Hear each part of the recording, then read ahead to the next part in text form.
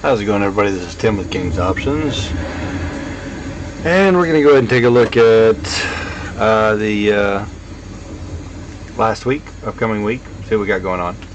So in terms of upcoming week, these are the earnings reports that we have on the board. Biggest one that I'm seeing here that we're going to want to pay attention to is, of course, NVIDIA. Honestly, that's the only one I'm looking at, so keep that in mind. Excuse me.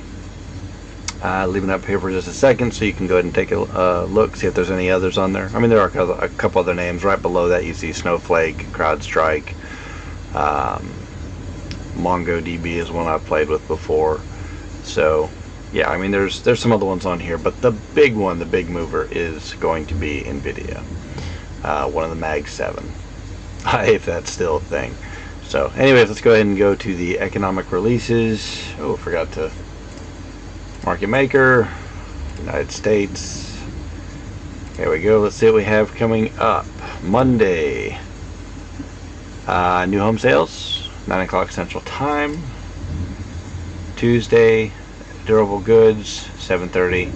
Consumer confidence, that's going to be very, very interesting. 9 o'clock Central Time. All these times Central Times.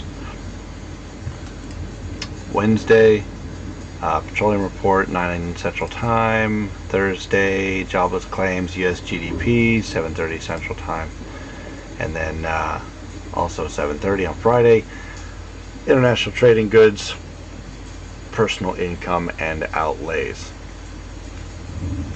For those in Eastern times, what are we looking at? That'd be 8:30 Eastern Time. But again, all the times I've given so far, Central Time, so convert to whatever time zone you're in. Let's move over to the sector tracker. Take a look at that, see how this past week did. Wasn't the most brilliant of weeks Monday through Thursday, which we'll take a look at in a second. However, as you can see, after Friday, counting the 5 days, we did end up looking pretty good in all areas. And this is exactly why these kinds of things, looking at from 5 days, is really misleading, or can be, and we'll look why in a second. So communications was down, technology was down as a whole, and that was definitely the case, which we'll dive into in the charts. But on the whole, everything was up for the week. Alright, let's go ahead and take a look at those charts and see what the crap I'm talking about. Okay, starting with the RTY. Basically, here's what I'm talking about, right? So here's Friday, Thursday, Wednesday, Tuesday, Monday. So the first beginning of the week, we went sideways, but we went down pretty consistently. We went down till we found the average. The average held, popped up nicely, and then of course Friday we shot up like crazy. And we'll go over some speculation onto why that is in a second. Here's some levels we had marked prior that were important. We did not make it down here to this 2206. We ended up stalling, well, pretty much right at the average. Okay, you could also see that as between here and here, we've got this fair value gap, giant fair value gap on here. We basically came down and hit just below the 50% mark of that, dip back up. So it could have just been that it was taking out the inefficiency and pop right back up. If you look deeper at these levels to see where we were at, this is kind of interesting, because this tabletop we saw right here, right? So all these people basically just had their stops taken out. All these sellers just had their stops taken out, anybody that was left. Which means we've got clear skies above if it wants to run. And we closed this inefficiency. We had this little piece of it left, and we just closed that. And we closed at the top of that. So it's very possible that we can see a run, move, and try and get back up to those highs. Time will tell. RTY is not one I follow very closely. I'm going to leave this level right here just because it is a tabletop. Ideally, if we're going to continue upward, I'd like to see it move sideways or show some strength At least if it pulls back, I want to see this level hold. As for the rest of these, we'll move this one down here, showing them that we're going to have a lot of liquidity below this level right here. So if it were to drop down, buyers need to step in no later than here. Otherwise, we could drop down further, and this level would still apply beyond that. Okay, let us move to the YM. Alright, with the YM, I put a couple other lines on here that I hope you find useful. The white line is the 50 moving average. This is a 100 moving average. This is a 200 moving average, right? So, and those are in days. So, 50 day, 200, 100 day, 200 day. All right. So last week again, we started the week out and we dropped. We dropped to the average with the YM, so it looks very, very similar to what we saw with the RTY. And then we shot up on Friday. So same story. Picture looks almost exactly the same. Difference here is, as you can see, we shot up above that level and we hit all-time highs. So now we are sitting at all-time highs on these levels.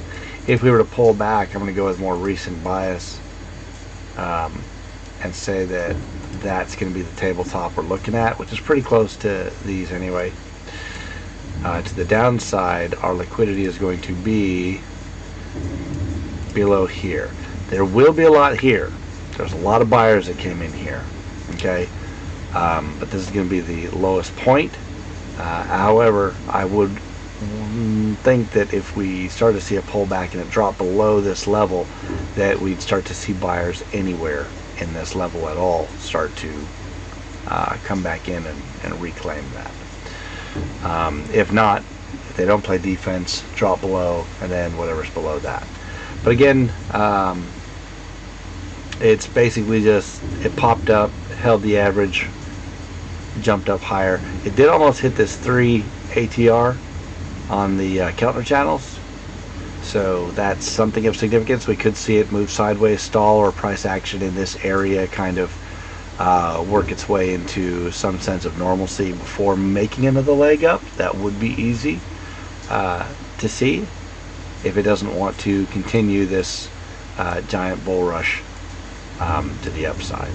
So there you go. Let's go ahead and check out the ES. ES is a little bit more, I don't say negative, but a little more dramatic about how it happened. So we dipped below the 21 average, and we basically went straight down. So Monday it was we still closed right about where the close was here, right? But we opened lower, so we had to work to reach the close of the week prior, and then of course just drop straight down like a rock. Wednesday was horrible, but it did come back up, and then we gapped down, ending a little bit lower than initially we gapped down, but not as bad as we could have been. And then of course Friday we shot up. Here's the all-time high, which we could see it reaching for that.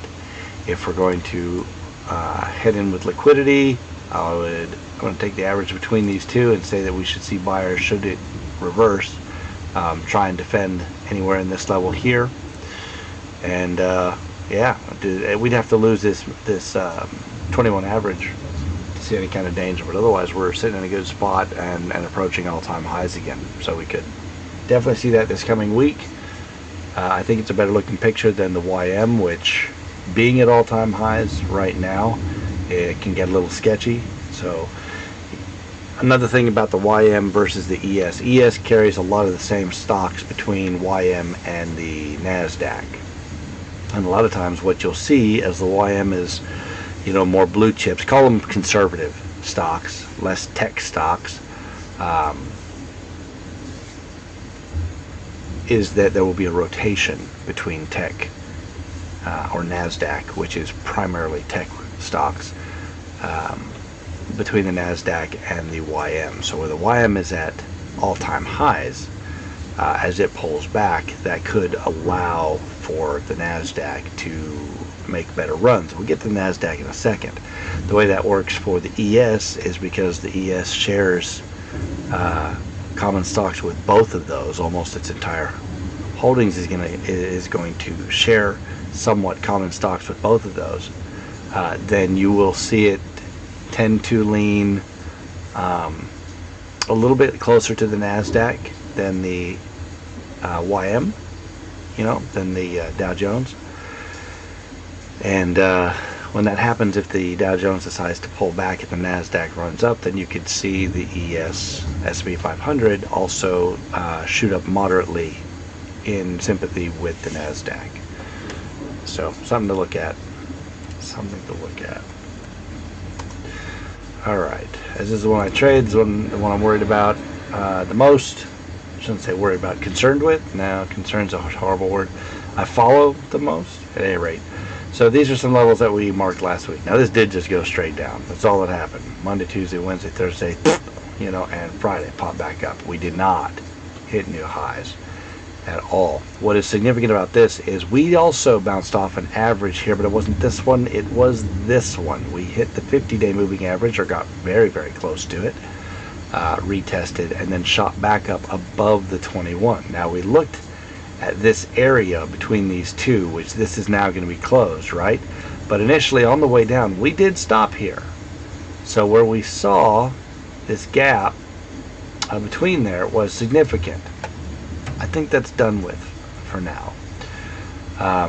Also, we had marked that if we had come back below this line at this top, we would likely see further drop.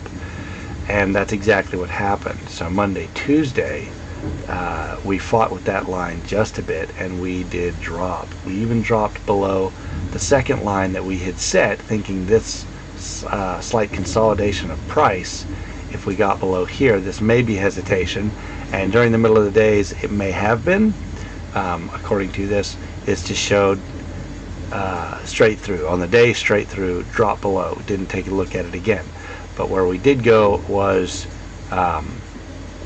back to another area that has been tops and bottoms before. So if we move this line, you can kind of see that, so we stopped in here, and this was the topping area before, dip below, popped up. Before that, it was a kind of a support area for these folks. It dropped below, but the point is it was there, and then a resistance area prior to that. So resistance becomes support, becomes resistance, becomes support, became resistance the very next day, to a much smaller scale. Now, one candle is not going to make it any support or resistance, but you can see where this price level did play across time as a level of importance. Now, either way, that's kind of off the table as well.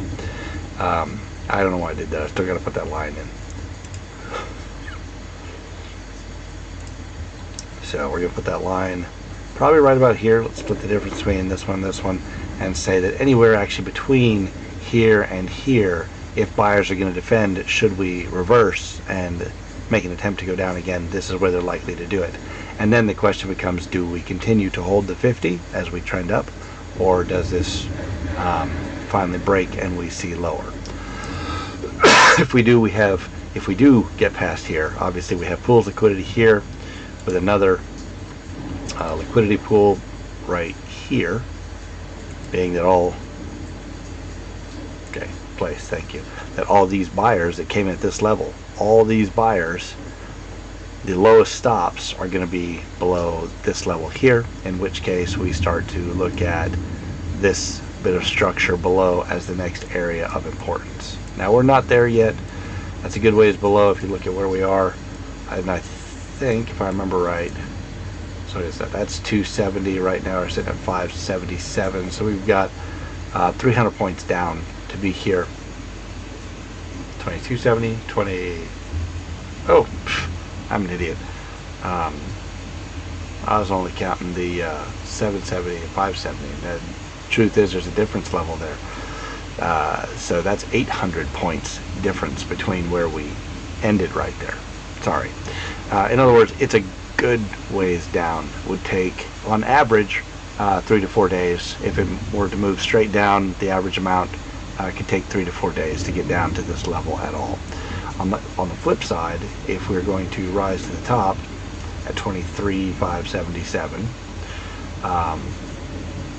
and 24,068, let's just call that 500 points. Well, only 500 points is setting a new all-time high. If we're going to move to the upside or keep moving to the upside, then I would think that getting above this level is significant, as it has been a prior top. It was this candle, which is the major candle versus the sellers, versus major candle showing sellers, and we're right in the middle of this area. So we've got this fair value gap right now between, I'm closing it off, okay, between there. So we're right in the middle of this fair value gap. Do we make it above, break above this level, and then pop up and fight with all-time highs? To the upside, that's what I'm looking at. Okay, so why Friday did we have this run? Why Friday we had this run? I'm not going to tell you what I think of what was said, but Powell was talking, Trump was talking. Some things were definitely brought up, but ultimately I think the reason we shot up is because the likelihood of rate cuts is being priced in. That's why we see that, and the market is in favor of rate cuts. I know that on the predictive markets, betting pools, if you will, that